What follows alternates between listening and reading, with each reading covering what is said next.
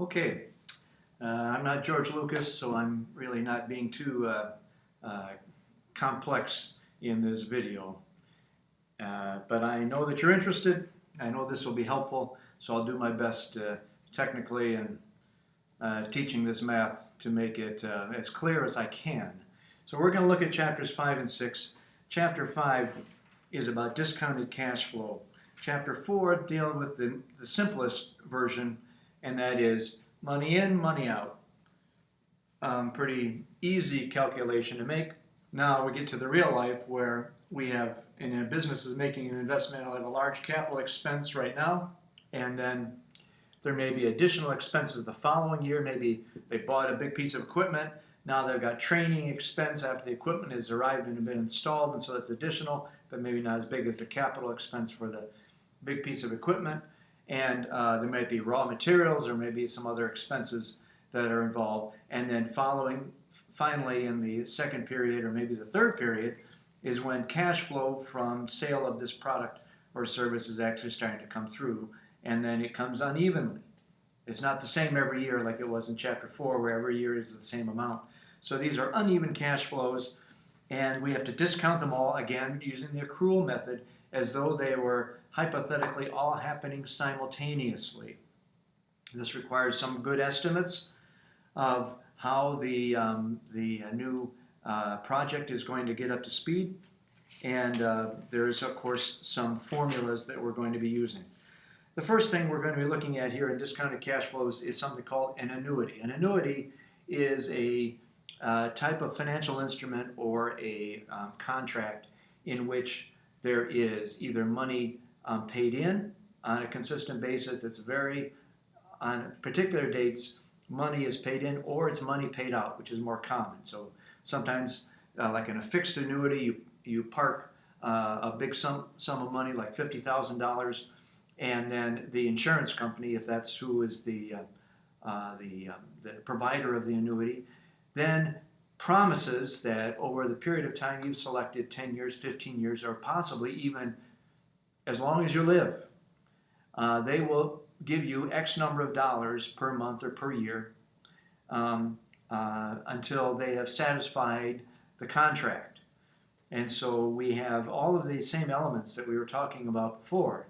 We've got the present value, we've got a future stream of income, we've got a required rate of return, and we have the future value of those annuity payments.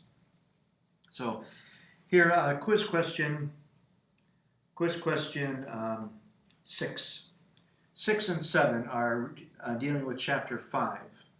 Now, the first thing I need to do is give you a little lesson about your calculator, is that the majority of the time you are using calculations in which the payment, either the one you're receiving or the one you're making, is made at the end of the period, the end of the year, the end of the quarter, the end of the month, whatever it may be. With an annuity, the payment is made at the beginning of the term.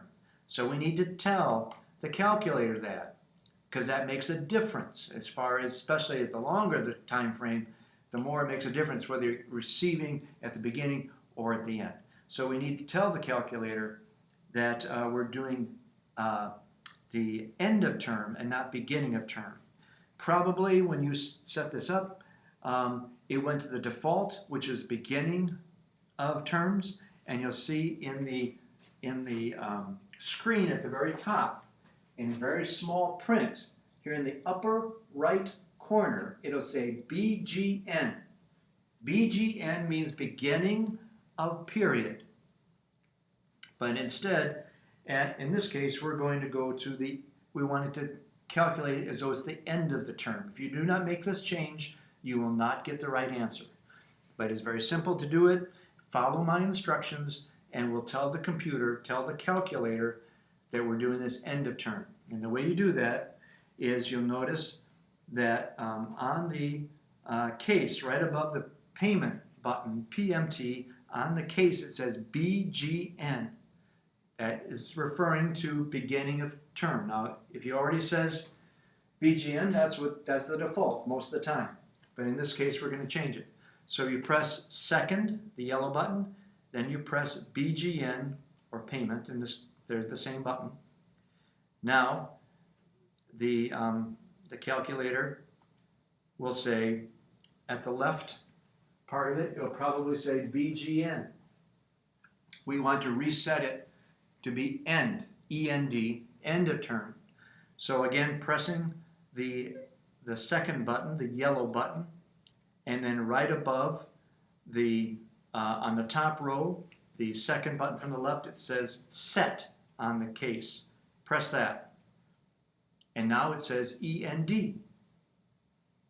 There's only two choices, beginning or end. Okay? For these two calculations we're going to do, we have to have END, end.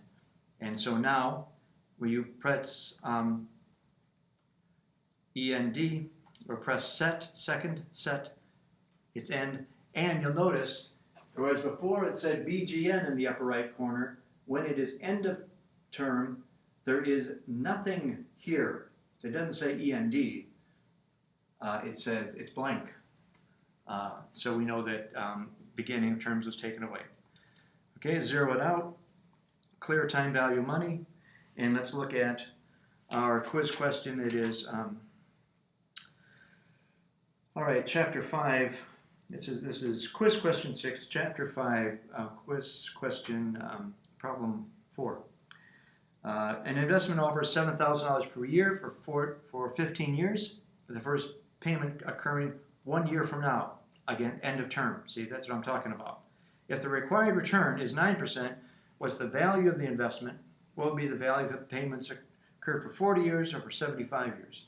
Now, you're only being asked to do the first two on the quiz, I believe, 15 and 40.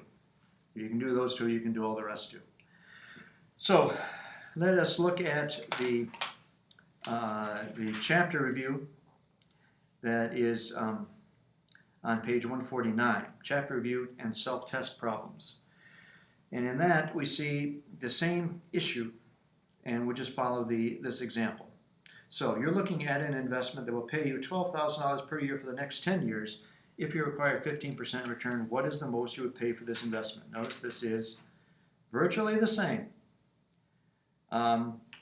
as the way they word it on problem number 4. You give them the amount per year, you give them the number of years, the required rate of return, what's the value today? In other words, what would you pay to receive this money? What money would you invest for a stream of income of some amount? So looking at this example then, 5.3 on page 149, and you also see it described on the page 150, but we'll do it using our calculator. Now that you've got it set up for end of payments, we're going to answer the question of what should be the present value of the stream of payments, $12,000 a year for 10 years in my example. So we know that $12,000 is coming to us, so you put 12,000, and that's press PMT, that's the payment. We know that the number of periods is 10 years, so 10, and then you press N, the letter N, the first one on the left, third row. So N equals 10. And we know that we require 15% rate of return. So 1.5, I/Y, and that equals 15%. That's showing up in your screen at the top. What we're solving for is present value. So compute PV, present value, and as it shows there in your book for the answers for this review, 5.3 on page 150, the answer is $60,225. $60,225 invested today would be worth a $12,000 annual annuity, assuming a 15% rate of return. Do that same for quiz question 6. Quiz question 7. Okay, so here we have, what are we looking at? This is 8. Chapter 5, problem 8. Calculating annuity values. You want to have $30,000 in your savings account 8 years from now, and you're prepared to make equal annual deposits into the account at the end of each year. If the account pays 5.25% interest, what amount must you deposit each year? Okay, so instead of money coming to you, it's money out. And then the future value is coming to you. So this is an expense, an investment you're making on a systematic basis. Calculated the same way. Notice the key phrase in it's end of the year. Now we've already changed it. You're not beginning of term, you're end of term. That is going to make a difference in the final version. So you want to have $30,000 future value. You have 8 years between now and then. And the account pays 5.25%. How much must you deposit each year? So you're not looking at at one lump sum, but a series of payments. And so that's not the present value, that's the payments. And so again, although there's 5 buttons on that third row, in this case, we're given 3, we're solving for a 4th one. You figure out which is the 4th one, which is missing, and that will answer that question. How much must you deposit each year?